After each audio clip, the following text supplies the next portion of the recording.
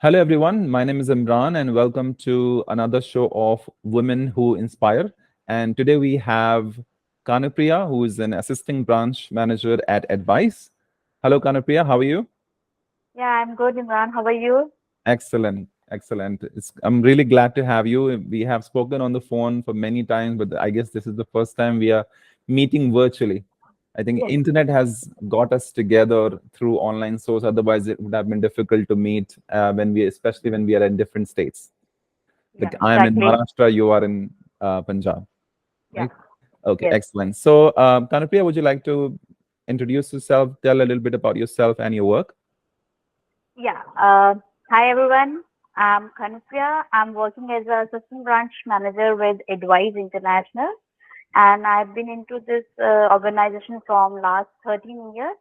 And I look after several destinations like Canada, USA, Australia, and various other destinations also. We guide students to get admission into the university. Then we help them with the visa part, and then we help them with the accommodation thing also. So these are my basic services. Excellent, excellent. And you guys must be curious to know that Kanupriya has not only helped me achieve my Canadian study dream, but also two of my cousins who are already in Canada. One of them have already got a PR, and the other one has got invitation to apply through the study path. So thank you so much, Kanupriya. You're really helping our entire family, and I'm pretty sure my brother and other people in the family are also considering getting counseling from you for their future plans. Yes, thank you. Welcome. Sure. So, how did you come into this current field? Could you please share a little bit of your background? Sure. Actually, if we see my background, I'm from a technical background only. Like Oh, the way you have done your bachelor, means do a lot of online courses in IT. Same yeah. way, I have done my BSc IT, then I did my MCA. Even I worked in the industry also for somewhere as a tech support for 2 to 3 years. Oh, nice. But suddenly then I realized that it's not my cup of tea because you work in the industry, in IT industry specifically, you need to work in shifts also sometimes. Yeah. There are several shifts. And then I realized that I think I can't cope up with this kind of job with after my marriage, or I need to look after my family also. I need to look after my kids also. So I decided to switch my industry. So I Okay. shifted to counseling line. And when I started my career as a counseling, uh, you know that it's not easy to get into this industry because Agree. I'm from IT background. I had no knowledge about this counseling and what needs to be done. So I learned from some little organization. Okay. There I worked on a half of the salary which I was earlier getting in my IT industry. But I was totally acceptable to that because I know that I want to switch the industry and I need to learn something. So I learned there for 1 to 2 years. Then I joined Advice in 2010. And since then I've been here only. I've started my career as a counselor. Now I'm now working as an assistant branch manager in the organization. Okay. So Well, it's like that. that's really inspiring, and I can really totally relate to it because even I shifted my career from being a manager and coming into IT industry. So, of course, we have to make changes in our life depending on what our situation is for our family and for our future goals as well. So that's really great to hear. So, do you find this job fulfilling? What you're doing No, now? yeah, exactly. I'm liking this job and I like my work a lot because I Okay. enjoy it Well, and you it's definitely get praise from thousands of students because shaping someone's career is the best thing you can do for them, and definitely the praise they give you are going to really help you grow further. yeah, So exactly. really The glad earlier to the be work doing. was yeah, actually earlier the work which I was doing, I was at the back end. Now I'm on the front face. So it feels very good when you get some good decision, good results from the embassies for the student decision. They actually praise you and praise your work. It's really very satisfying. Absolutely. I saw one of the movies called Super 30, and one of the famous quotes from there was कि जब किसी family में एक बच्चा पढ़ लेता है तो सिर्फ उसकी ही नहीं कि आगे वाले आने पूरी जनरेशन जो है वो सेटल हो जाती है.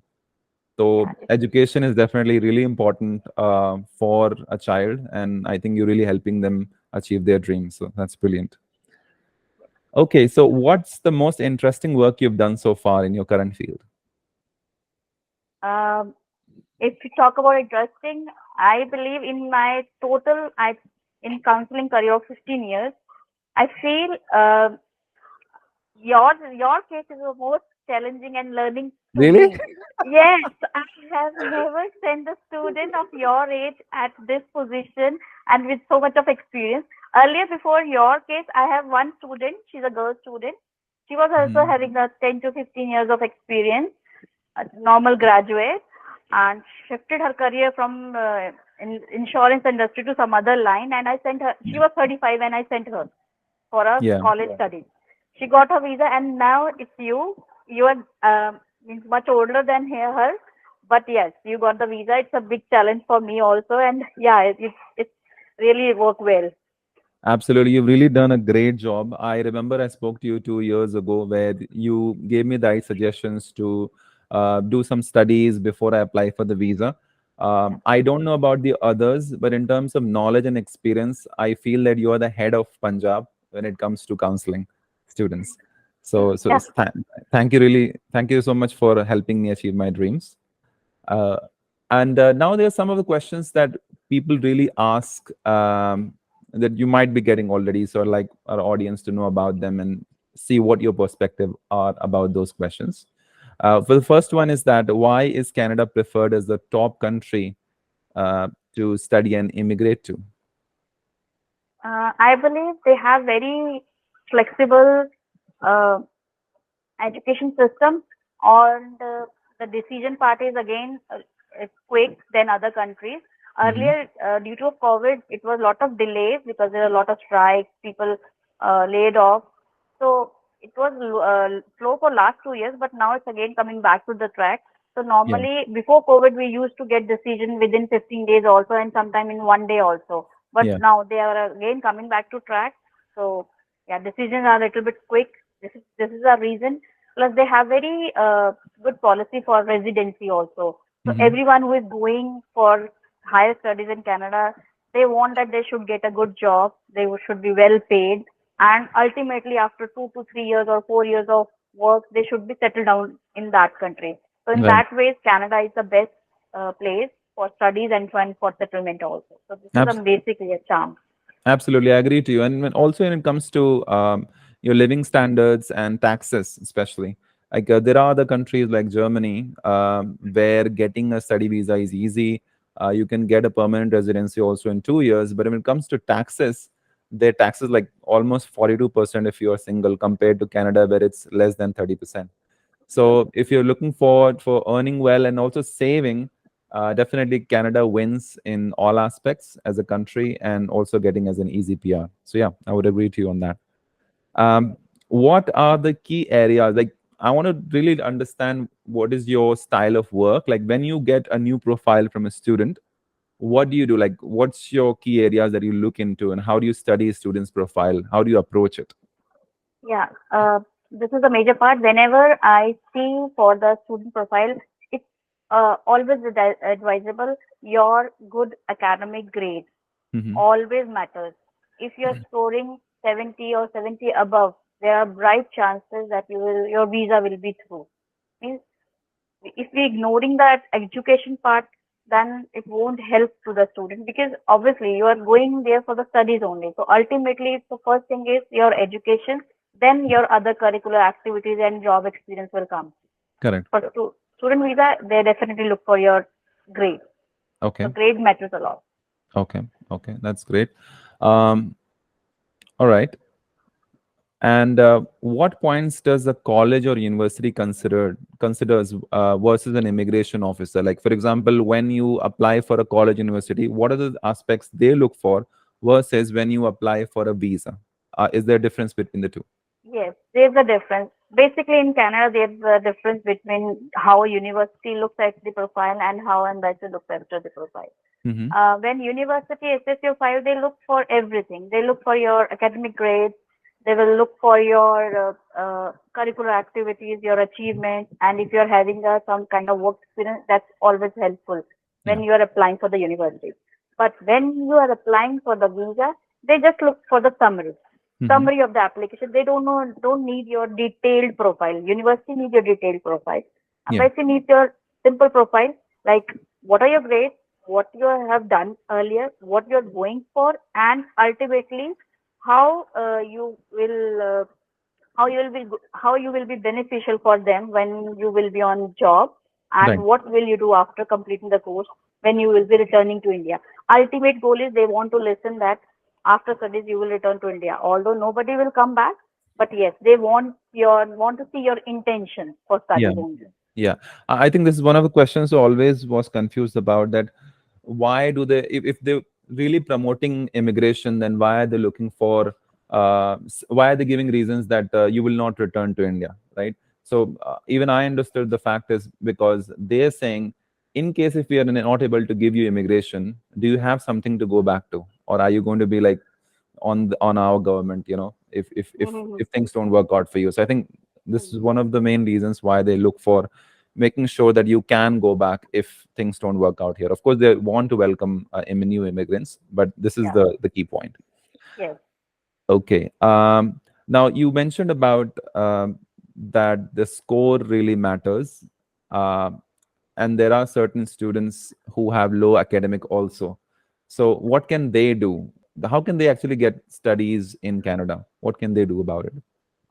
We normally students who are scoring little bit less. So what we can suggest them, or what we really do in those cases, and they are willing to go. So we tell them, go improve in your IELTS score so that you can Yeah. score well. Then we'll recommend them those places like where rush is a little bit less. Suppose Toronto and the Vancouver, the Hmm. most populated areas for the students also, and metropolitan cities. So there is a lot of competition. So Yeah. if we check the grades, and you can say if we check the previous history, which we normally get from the university size also, that the average student who is scoring 80 to 90%, they can expect their visas in Toronto or even Hmm. 70. But students who are scoring less, 60 or 50, we suggest them you just go away from Toronto or Vancouver, at least 2 to 3 years away, where the colleges are, because they have also good colleges. So sometimes visa success rates in those places are much more higher than other places. So where Okay. there's a less population, so there's a less competition also. Yeah. Are They are you not saying that developed. the province, like choosing a province, does have an impact on your visa Yeah. chances? Yes, you can choose. Choosing a province does have an impact. Like you can choose like Atlantic states, like Nova Scotia, New Yeah. Brunswick. These are, and they have some special PR programs also for the students. Yeah. It's So easier to get the PR there, right? yeah, so if you study there, work there, and apply your PR, it will be easier. So it's Correct. better you go to those destinations which are less populated if you're scoring less in your academics. Right. Sometimes your visa got approved. I think it happened in my case also when I applied for Ontario. It got declined, and then Yeah. I came through you. I went through another IDP first, and there is like, if your score is low and if you're a mature student, then they don't really care about it. Like, you have to run behind them, you have to follow about them. But it got declined there when I came to you. You looked at my profile, you took your own time, and then you really put your efforts into it. And I saw the SOP when it was finally done. It was beautiful. So and then finally I applied for a different province, which was Manitoba, and it got approved there. So yeah, so I agree to you that going a little bit farther where there's less competition increases your chances for the visa. Okay. So what important steps should a student take when he or she reapplies for the study visa after rejection? Yeah. This is the most important part when you reapply for your studies, for your courses, for the university. Always look for Mhm. the course where you are applying, or always look for the. Suppose if your visa got rejected for the college, it's better you go for a higher education, like a university Yeah. study. If your visa got rejected for a diploma program, it's preferable you should go for a PG diploma or a master's program. So that Okay. it shows that there is some kind of change or upgrade in your file. Okay. Like if Okay. your visa got rejected for diploma, student should go for a bachelor. If your visa got rejected for the PG diploma, then you should look for a master's or a PG diploma in a university where you get a chance to uh, upgrade your PG diploma to the master's. So Correct. these are the best place.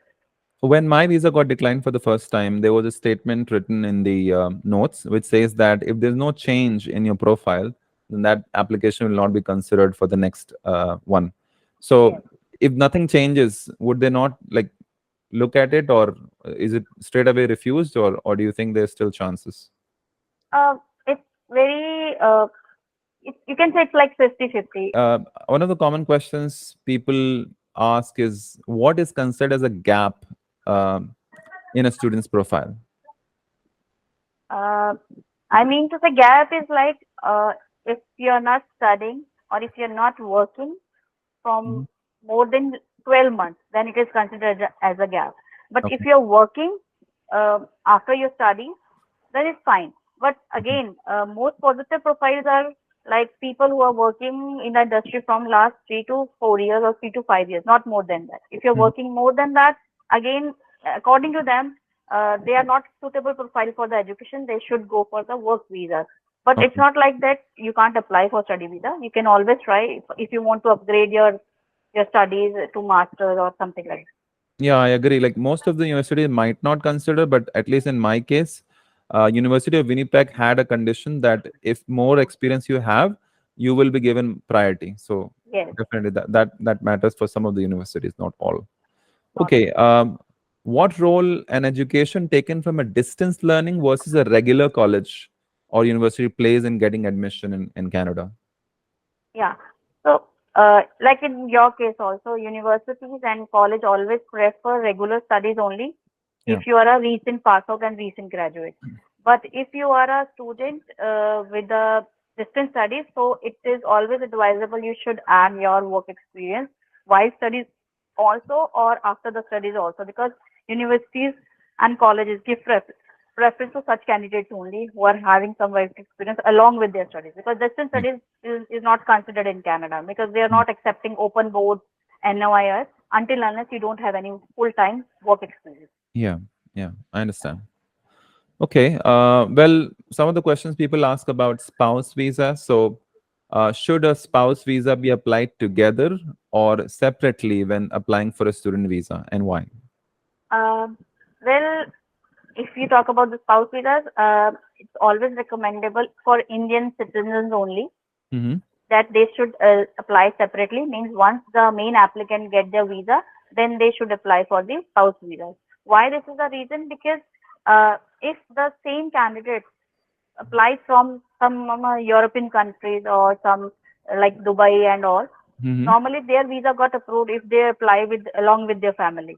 But Okay. not this happens in India because they have different policies over there that their government sponsors their education, their Okay. family. So ultimately they have some kind of bond with the student that once they complete their studies, they need to return back to India, whatever, return back to their home country, whatever they have learned there in Canada, they need to implement into their home country only. But this is no fault. There is no such condition in India. Yeah. So that's why it's not recommendable that though both husband and wife should apply together. Plus, why in one thing is that because embassy thinks that whenever a student is coming, he is dependent on their parents, on Yeah. their family, and if they are taking one more person along with them, then it is again a dependent, Yeah. one dependent or another dependent. So that's why Yes. they don't think it very positive. It's not Correct. advisable. Spouse can go after 2-3 months, Mm-hmm. or once the main applicant or main student comes on a work visa, then they can do it. Right. And also because they would have some tie to home country, right? They have Yeah, somebody to go back to. So that is yeah, considered as positive, yeah, right? yeah. Okay, great. Now, if a person traveled to Canada on a visitor's visa in the past, does it have a negative impact when you apply for a study visa in the future? I believe, and not only Canada, if somebody has any kind of visitor visa for any country, whether Canada or whether any European country, UK, US, any bigger country, they have a visitor visa, they should always show their travel history because this shows that you are a very potential person, we are potential student only who has intentions to go there, not to settle over there. Ultimately, will return back. So you always show your travel histories also in your file if you have any kind of travel history. It always helps in visa. Correct. So that's the according to the travel history. What my question is about, if you apply for a visitor visa for Canada, like if you go Mm-hmm. as a visitor in Canada this Mm-hmm. year, and then after 2 years, if you apply as a student visa, can this hamper with your intention to go there, or can this have a negative impact on your study visa? Suppose if you get your visitor visa initially, uh, Mm-hmm.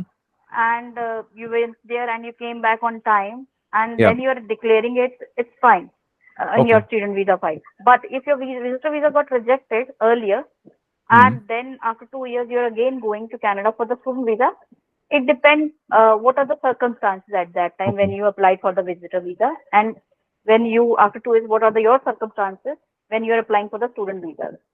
So it Right. depends. So with my refusals do impact, but if you do hide them, then again it's a not recommendable to hide anything.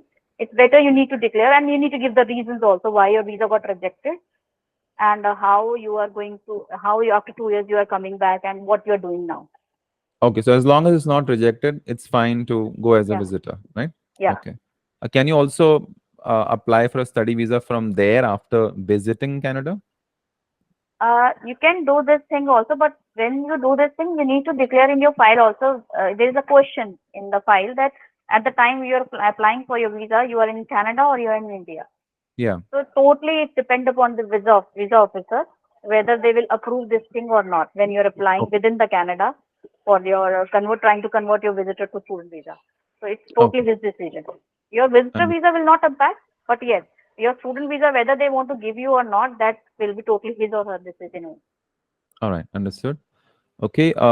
What would you say Advice does differently that separates it from other consultants? I believe Edwise is the consultancy which don't charge from the students for their higher studies. Means Yeah. we provide this service absolutely free from last more than 30 years for several countries.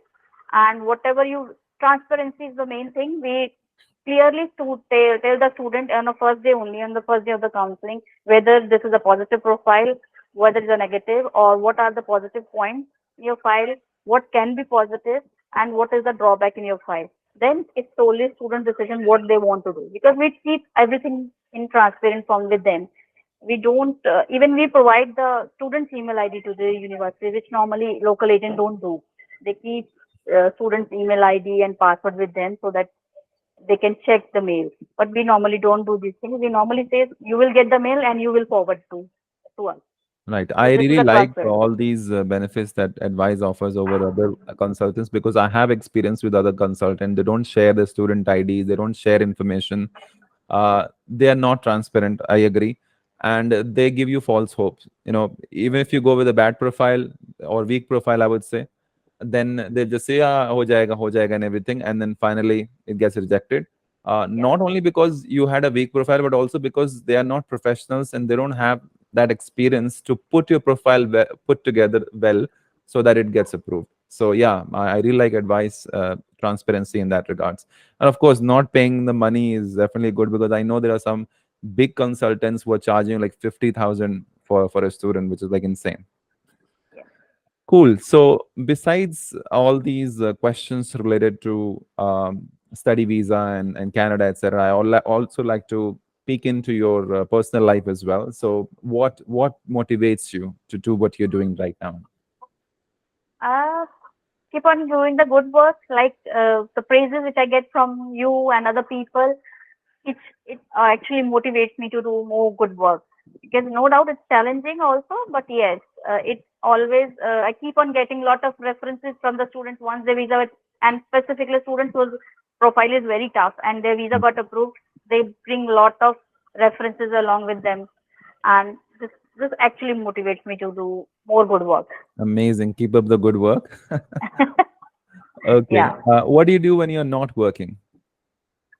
When I'm not working, I used to, it's very funny, but I used to watch cartoons. Oh, wow. Because I The- have kids, they used to watch, and earlier I don't like it, but now I am in a habit of watching those cartoons. There's a child in all of us, and there's Yeah, nothing wrong about it. We should never let it die. yes. That's sweet. Okay. could you share any of your upcoming work or any events that are going to happen that people should look for? We are planning to do one Canada education fair in by next month in Okay. Edwise offices and almost all the Edwise offices. Mm-hmm. You can check on our website also. They are happening in Pune, they are happening in Chandigarh, they are happening in Mumbai. So Oh, people who wow. are staying there, they can go there, check the website, and they can register over there. Okay. And the last month, this even in May also we have done a lot of education fair for UK only, UK Mhm. specific, UK Ireland.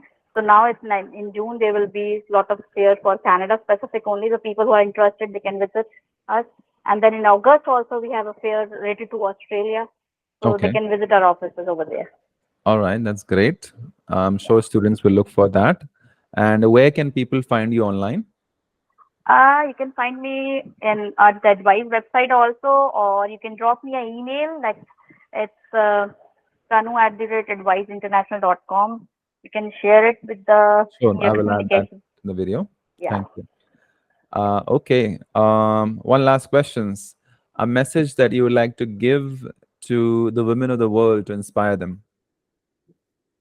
Message I would like to give. I believe everyone should keep on trying. They should not uh, think that they are somewhere down, but yeah, they keep on trying, keep on doing the good work, and yes, God is with you. Excellent. So never give up. Yeah, never give up.